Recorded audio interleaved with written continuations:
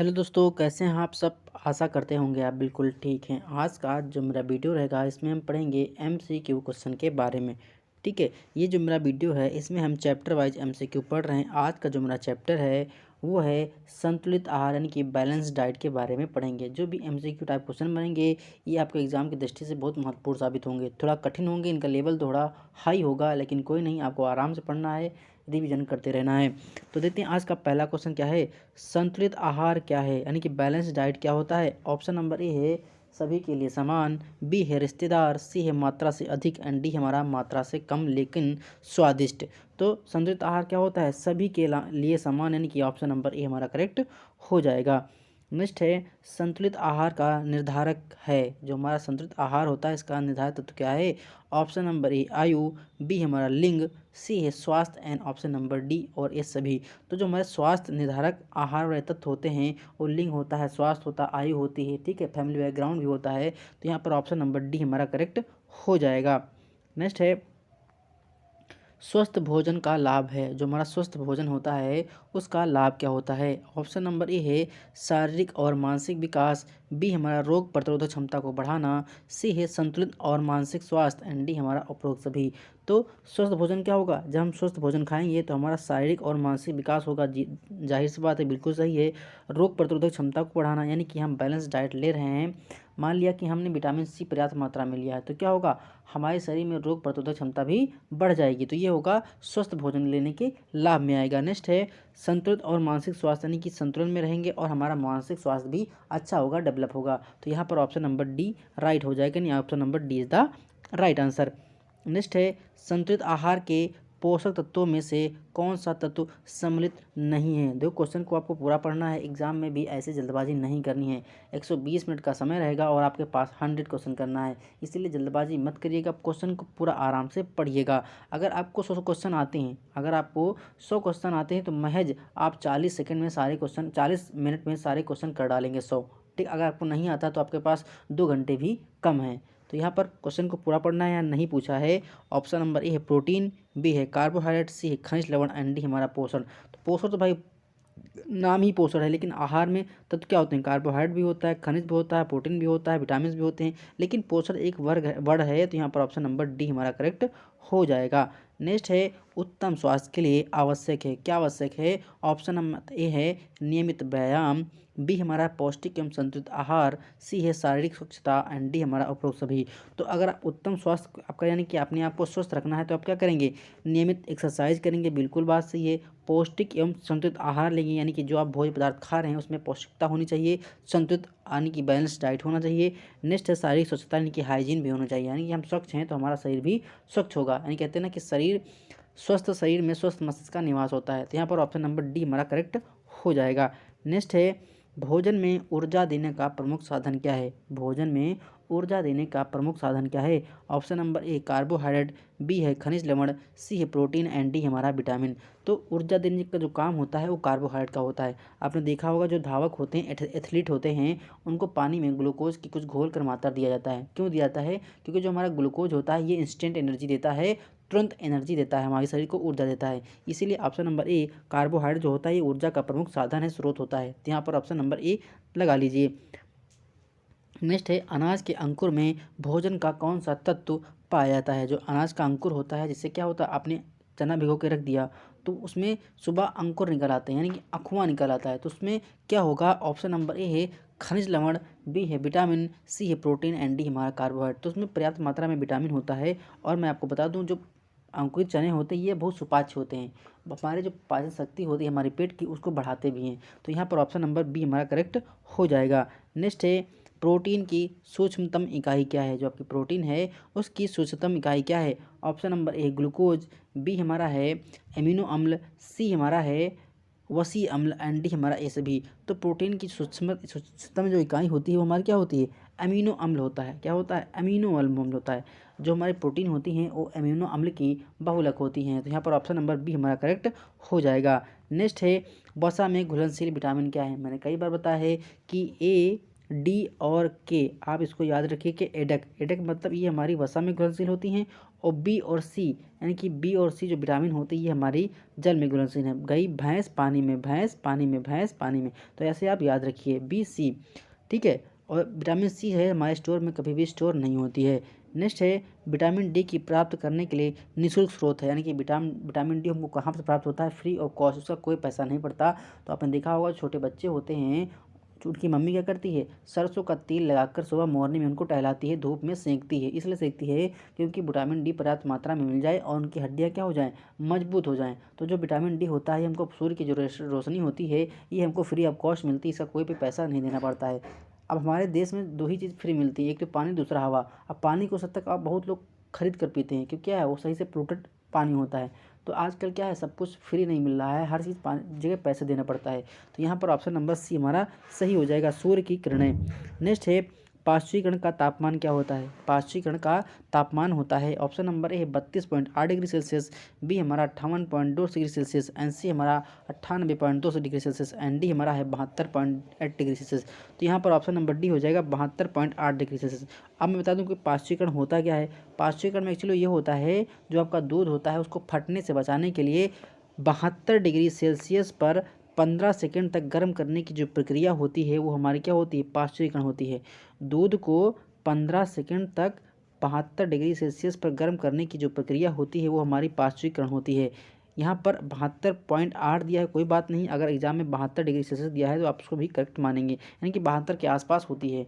तो दूध के जो आपने देखा होगा, अपने जो पैकेट वाला दूध पीते हैं बाहर से, चाहे भी किसी कंपनी का हो, ज्ञान का, पराग का, अमूल का, कोई भी कंपनी का हो, वो पार्श्वीकरण दूध होता है। क्या करते होते हैं उसको 15 सेकंड के लिए 72 डिग्री सेल्सियस पर गर्म किया जाता है, जिससे क्या हो उसमें भी कोई प्रकार की बैक्टीरिया ना उत्पन्न होने पाए, जिससे हमारा दूध खराब होने से बच जाए। ये हमारी पार्श्वीकरण प्रक्रिया होती है, तो इसको आप याद करिएगा।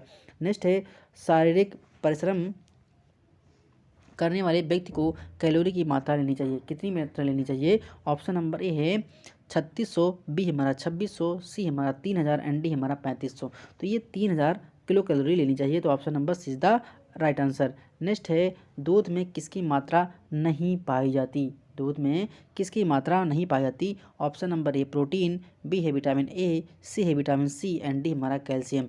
तो दूध में कभी भी विटामिन सी नहीं पाई जाती, चाहे वो मदर का दूध हो, चाहे गाय भैंस बकरी का दूध हो, उसमें अगर विटामिन सी पाई जाएगी तो दूध हमारा फट जाएगा। मैं आपको उदाहरण दे रहा हूँ कि आपने देखा होगा अगर मम्मी लोग घर पे क्या बनाती हैं, लस्सी बनाती हैं, तो उसको क्या करता है, पहले दूध को फाड़ती हैं, फाड़ती क्या है उसमें कोई भी खट्टा पदार्थ डाल देती हैं, चाहे खटाई डाल दें, चाहे नींबू डाल दें, या फिर कोई प्रकार का अम्ल डाल दें। तो जब आप नींबू उसमें क्या करते हैं, निचोड़ देते हैं, तो दूध फट जाता है। इसीलिए कभी भी विटामिन जो सी होता है दूध में नहीं मिलता। अगर विटामिन सी दूध में होगा तो दूध हमारा फट जाएगा, इसीलिए विटामिन सी जो होता है हमारा कभी भी दूध में नहीं फटता होता। तो option number C is the right answer.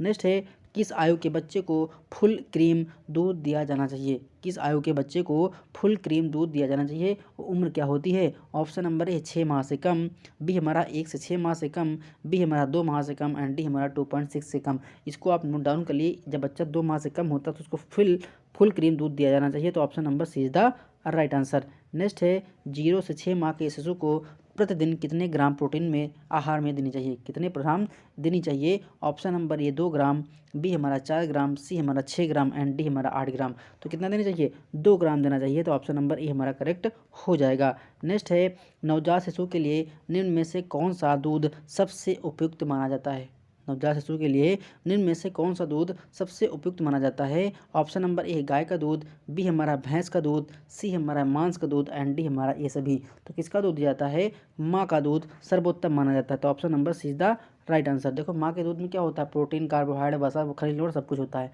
इसीलिए आपने देखा होगा जब आप बाहर पैकेट बंद डिब्बा लाते हैं, पाउडर वाला दूध लाते हैं, तो उस पर एक लाइन लिखी होती है कि माँ का जो दूध होता है बच्चे के लिए सर्वोत्तम होता है। इसीलिए कंपनी वाले भी बताते हैं कि माँ का जो दूध है बच्चे के लिए बहुत ही इंपॉर्टेंट है, अच्छा भी होता है, रोग प्रतिरोधक क्षमता भी होती है। और एक कभी भी एग्जाम में क्वेश्चन ये पूछा जाता है कि प्राकृतिक टीकाकरण हम किसे कहते हैं, तो जो माँ का पहला कड़ा पीला दूध होता है और बच्चे के लिए प्राकृतिक टीकाकरण की तरह काम करता है। तो यहाँ पर उसका आंसर क्या था, माँ का पहला गढ़ा पीला दूध। तो इसको आप आंसर कहीं कर लीजिएगा, option number C is the right answer. Next है माँ के दूध में निम्न में से कौन से एक नहीं पाया जाता है। Option number A vitamin B, option number B है विटामिन सी, सी है विटामिन डी, एंड डी हमारा प्रोटीन। मैंने अभी बताया कि विटामिन सी अगर पाया जाएगा दूध फट जाएगा, तो option number B is the right answer. Next है हरे पत्तों वाली सब्जियों में किसकी मात्रा प्राप्त पाई जाती है? ऑप्शन नंबर ए है vitamin A, option number B है विटामिन B12, सी है विटामिन सी एंड डी हमारा विटामिन डी। तो जो हरी पत्तेदार वाली सब्जियां होती हैं उसमें आपको पर्याप्त मात्रा में विटामिन ए देखने को मिलेगी। तो ऑप्शन नंबर ए हमारा करेक्ट हो जाएगा। नेक्स्ट है, किस आयु में बच्चों के शारीरिक विकास में तीव्रता आने लगती है? किस अवस्था में? ऑप्शन नंबर ए शैशवावस्था में, बी हमारी बाल्यावस्था में, सी हमारा किशोरावस्था में एंड डी हमारा है पूर्व किशोरावस्था में। तो ये किस में होती है? ये बाल्यावस्था में देखने को मिलती है। तो option number B is the right answer. Next है, किस अवस्था में बच्चों के शारीरिक, मानसिक एवं संवेगात्मक विकास में निरंतर वृद्धि होती है? किस आयु में? ऑप्शन नंबर ए 5 से 8 वर्ष, बी हमारा 5 से 10 वर्ष, सी हमारा 8 से 10 वर्ष एंड डी हमारा 5 से 12 वर्ष। तो कितना होता है? ये हमारा 5 से 12 वर्ष होगा। तो option number D is the right answer.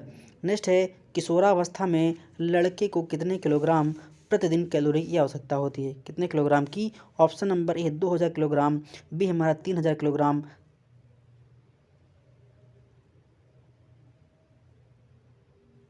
देखो ये क्वेश्चन गलत दिखा है। यहाँ पे लिखा किशोरावस्था में लड़कों को कितने किलोग्राम नहीं होगा, ये ग्राम होगा। प्रतिदिन कैलोरी की आवश्यकता होती है, ये सब सारे ग्राम में है। ठीक है,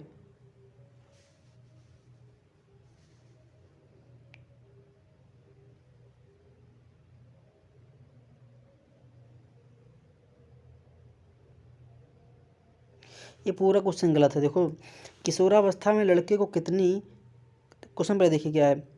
किशोरावस्था में लड़के को कितने किलोग्राम प्रतिदिन कैलोरी की आवश्यकता होती है? पहली बात, अगर यहाँ 2000 किलोग्राम होगा तो कहने का मतलब है 2 kg।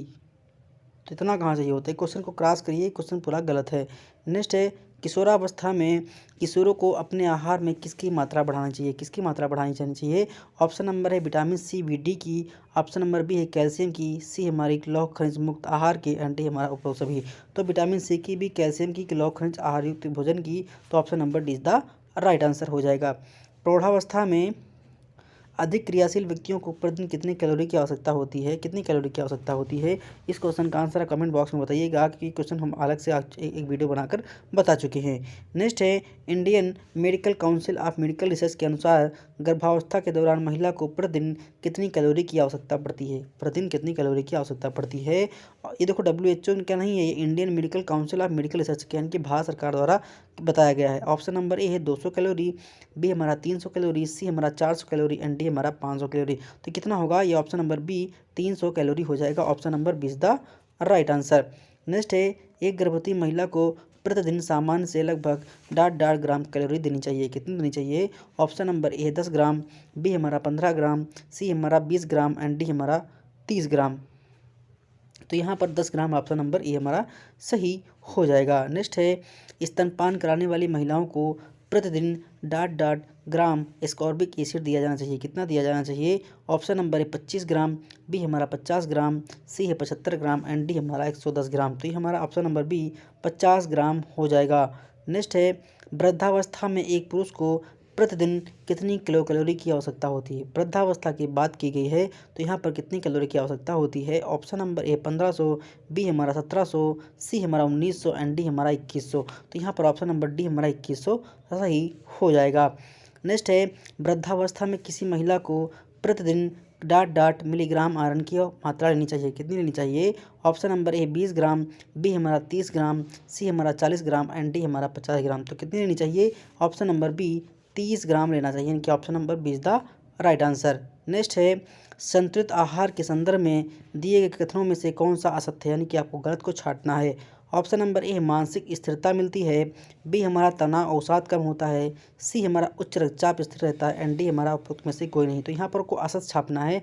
तो देखिए, मानसिक स्थिरता मिलती है, बिल्कुल बात सही है। जब संतुलित आहार लेंगे तो आपका क्या होगा? मन विचलित नहीं होगा, तनाव अवसाद से कम होगा, आप डिप्रेस नहीं होंगे, उच्च रक्तचाप स्थिर रहेगा, यानी कि हाई ब्लड प्रेशर आपका कंट्रोल रहेगा। तो यहाँ पर ऑप्शन नंबर डी हो जाएगा। इनमें से कोई ऑप्शन हमारा गलत है ही नहीं, तो ये ऑप्शन नंबर डी हमारा करेक्ट हो जाएगा।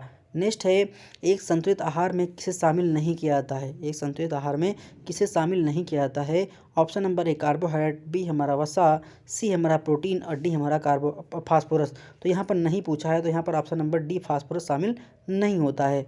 नेक्स्ट है संतुलित आहार में वसा का अनुपात होता है, कितना होता है? Option number A 30 gram, B हमारा 40 ग्राम, सी हमारा 45 ग्राम एंड डी हमारा 50 ग्राम। तो कितना हो जाएगा? ये 30 ग्राम हो जाएगा। Option number A is the right answer.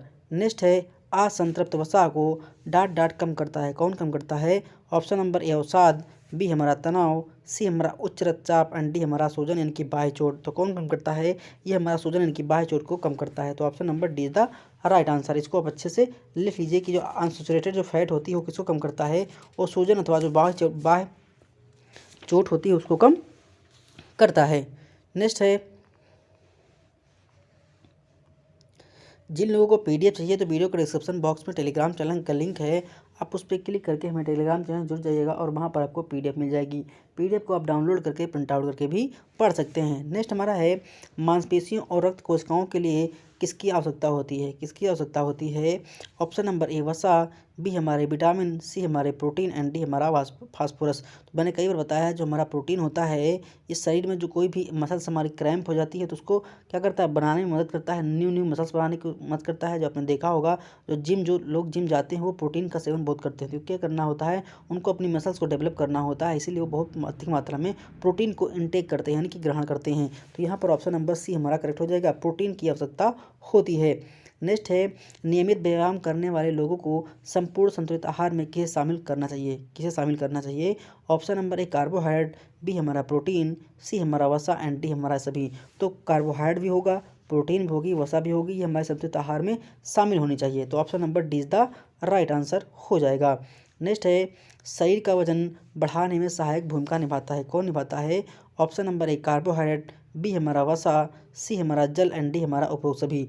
तो यहाँ पर जो कहा गया है वजन बढ़ाने में, तो कार्बोहाइड्रेट शरीर का वजन बढ़ाने में सहायक भूमिका निभाता है।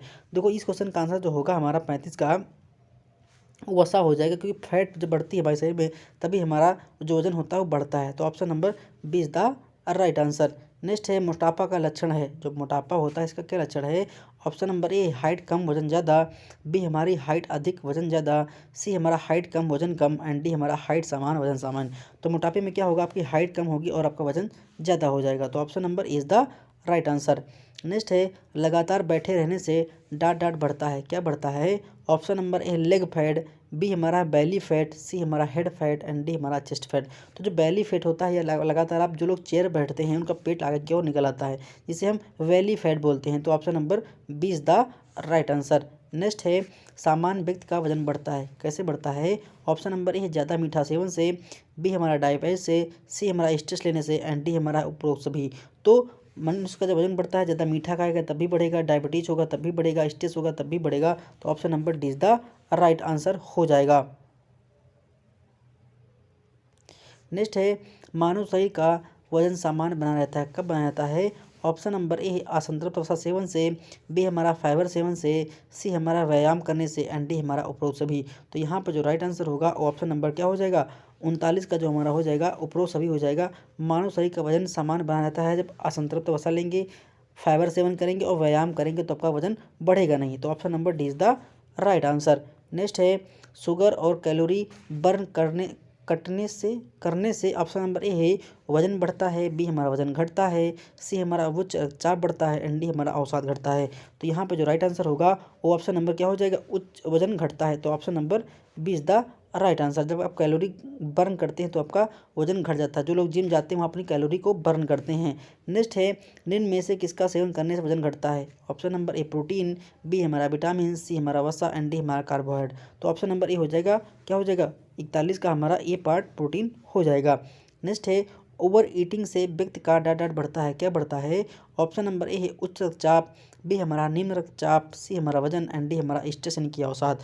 तो यहाँ पर जो राइट आंसर होगा ऑप्शन नंबर सी वजन बढ़ जाएगा। ओवर ईटिंग मतलब क्या है? आप आधे खाना खा रहे हैं। नेक्स्ट है डायबिटीज़ मधुमेह की नियंत्रित करने वाला हार्मोन है, उसे हम क्या बोलते हैं? Option number A insulin, B हमारा डोपामाइन, सी हमारा रेक्सिन एंड डी हमारा सोमेटोट्रोपिक। तो मैं आपको बता दूं जो हमारा अग्न्याशय होता है उसमें बीटा कोशिका होती है, और बीटा कोशिका जब इंसुलिन जो हमारा हार्मोन होता है, स्राव होता है, हार्मोन होता है, जब स्राव नहीं होता है तो हमारा डायबिटीज यानी कि मधुमेह हो जाता है। तो option number is the right answer. अग्न्याशय की जो बीटा कोशिकाएं होती है वहाँ से हमारा इंसुलिन का स्राव होता है। ठीक है। नेक्स्ट है मुंड स्विंग्स का संबंध है, जो हमारा मुंड स्विंग्स है इसका संबंध किससे है? ऑप्शन नंबर ए शारीरिक बीमारी से, बी हमारा मानसिक बीमारी से, सी हमारा लगातार अवसाद में रहना एंड डी हमारा सा है हमेशा सोए रहना। तो यहाँ पर ऑप्शन नंबर बी हो जाएगा, मानसिक बीमारी से मूड स्विंग होता है, यानी कि मूड क्या है? घूम रहा है। मूड, ये मूड है और स्विंग मतलब होता है घूमना, तो क्या है? मूड आपका घूम रहा है। नेक्स्ट है निम्नलिखित में से कौन सा कथन असत्य है? ऑप्शन नंबर ए है मोटापा की समस्या शहरों में अधिक है, बी हमारा है डायबिटीज़ के मरीज शहरों में अधिक मिलते हैं, सी हमारा भारत में मनोरोगियों की संख्या लगातार बढ़ रही है, डी हमारा व्यायाम से मोटापा की समस्या दूर नहीं होती, गलत, दूर हो जाती है। तो यही हमको औसत छांटना था, तो option number D is the right answer. आशा करते हैं वीडियो पसंद आया होगा, तो प्लीज़ वीडियो को लाइक करिए, शेयर करिए, सब्सक्राइब करिए और देखते रहिए हमारा अपना YouTube channel exam Aarzoo classes. मिलते हैं नेक्स्ट वीडियो में। धन्यवाद, शुक्रिया, आपका दिन शुभ हो, मंगलमय हो।